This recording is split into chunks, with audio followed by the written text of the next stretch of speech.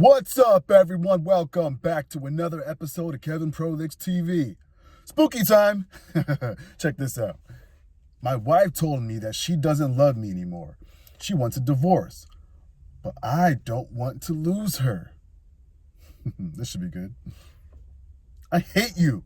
Sometimes I wish I never married you in the first place. Her words stung, but it wasn't the first time that I'd heard them. Our marriage had been rocky for months. But Claire had told me that on at least 2 separate occasions. I knew that things weren't looking good for us, but I still loved her and I wanted to make things work. Look, I said, pursing my lips as I choked back tears, I know you don't mean that. Yeah, things have been turbulent between us lately, but that doesn't mean I've stopped caring about you. I glanced up trying to meet her gaze, but she turned away the second I did. Yeah? Well, I have. I'm sorry, Jason, but I just don't love you anymore. I've known for a while. I couldn't bring myself to tell you that until now. I stared at her stunned. She sounded so confident, so sure. I knew then that she really had thought long and hard about what she was going to say to me. This wasn't just some angry outburst. There was no going back from this. I stumbled backwards, falling onto the couch. I stayed there, eyes glued to the floor. In that moment, I didn't feel sad or angry or bitter, just numb. My whole world was crashing down, and I was powerless to stop it. I want a divorce, Claire said, dropping a stack of papers onto the crotch couch cushion beside me. I'm sorry that it has to be like this, Jason. I really am. You're a great guy, and you deserve someone who truly cares about you, but that person isn't me. And with that, she left me all alone. I can't even begin to describe the amount of anguish I felt after that. The woman that I loved more than anything apparently didn't care about me at all. It was a soul-crushing kind of torment that I wouldn't wish upon anyone. I was an absolute wreck for months, but I didn't let that deter me.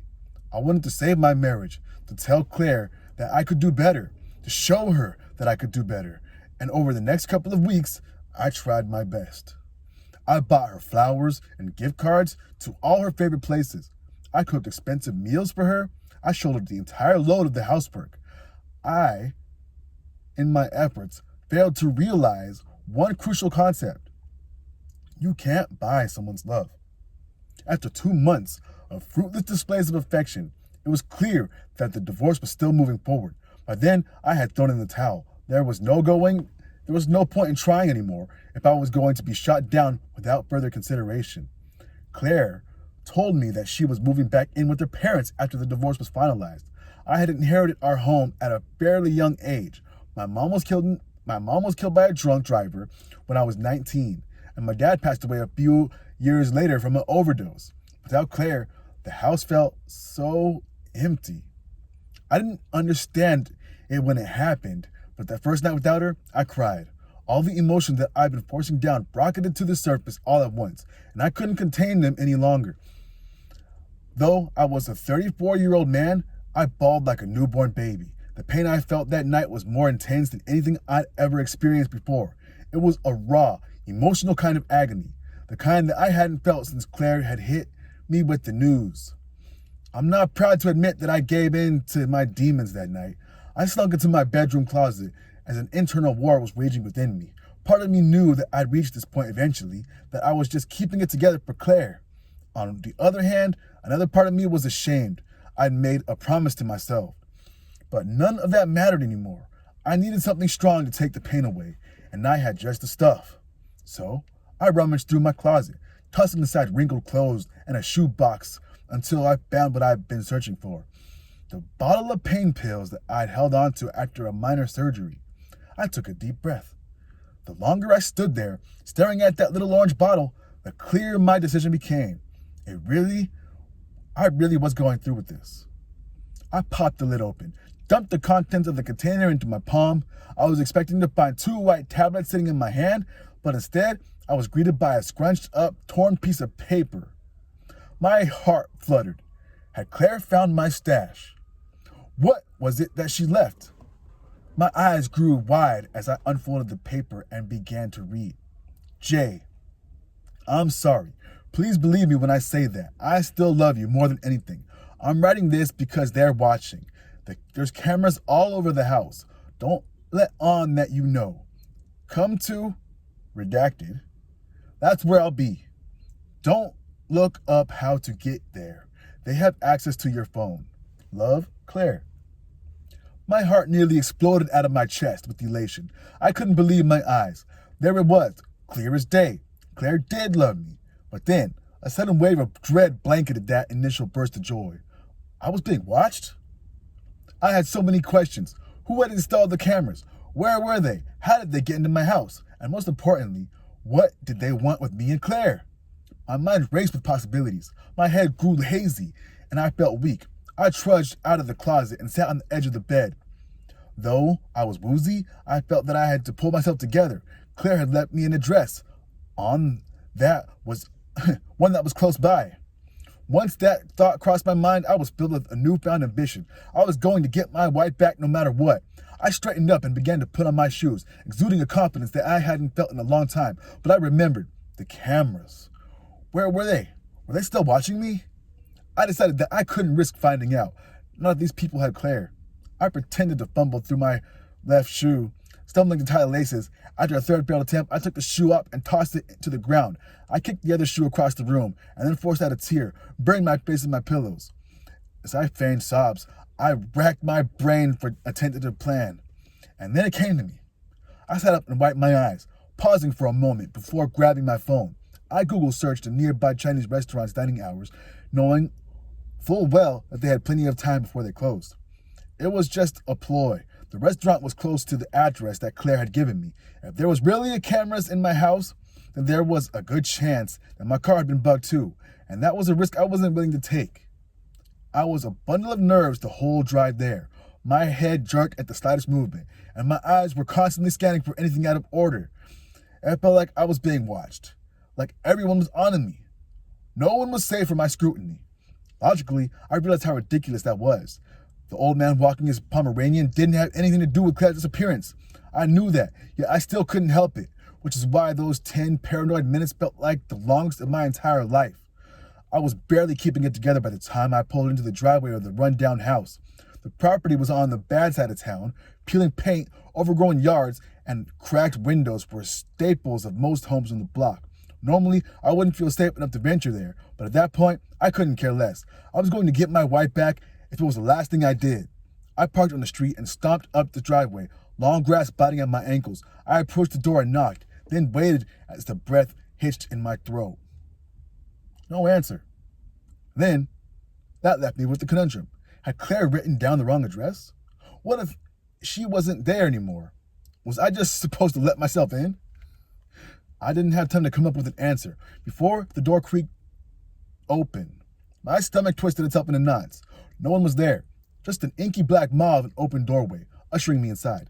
I took a deep breath, preparing myself for what I was going to do next. I knew how stupid it was. Walking into a random dark house in a bad area was just asking to end up in a body bag. But I had come this far. If Claire was in there, I had to find out. I stepped inside, blood pounding in my ears. The moment that my second foot landed on the dingy carpet, a light flickered on from somewhere deep in the house. Claire? I called out, taking a step forward. Just then, a sinking feeling in my gut overwhelmed me with the sense of dread. Right as the word trap fitted across my mind, the door behind me slammed shut. I turned in time to catch sight of a burly man in a ski mask standing behind me. I barely had a chance to react before he restrained me. His meaty hands gripped my arms like a vice. Who are you? What's going on?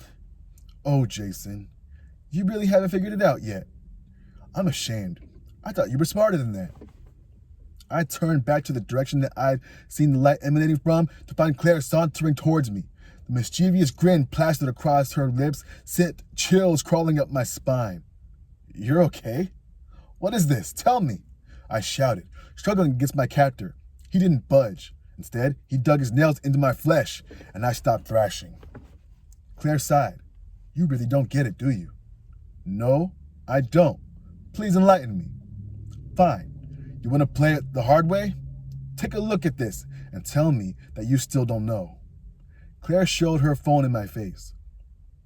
I immediately went pale, and when I saw the image on the screen, she grinned wider, her bright green eyes almost glowing in the darkness. You understand now, don't you? How? How did you get that? It was a one-time thing. Not even my friends knew about her. Oh, I'm aware. Claire purred, tracing a finger across my jawline. They were blissfully ignorant of your debauchery, but I wasn't. With the last word, she raked a fingernail across my cheek, drawing blood. I winced in the pain. But that's impossible. I hooked up with that girl 6 months ago. We didn't take any pictures. I deleted her number immediately afterwards, and I didn't save the text. I don't even remember her name. It was the only time I was unfaithful. I promise. Oh, you don't have to promise me anything. I already know, Claire said, pacing back and forth like a hungry animal waiting to pounce. You see, I've never really trusted you, so I had some of my associates follow your every move. You never cheated before then, but you almost did. You never cheated? I knew that you wouldn't hold out on Steve's bachelor party in Vegas. It was the perfect opportunity, and I wasn't going to let you get away with it. I gulped, trembling at her revelation.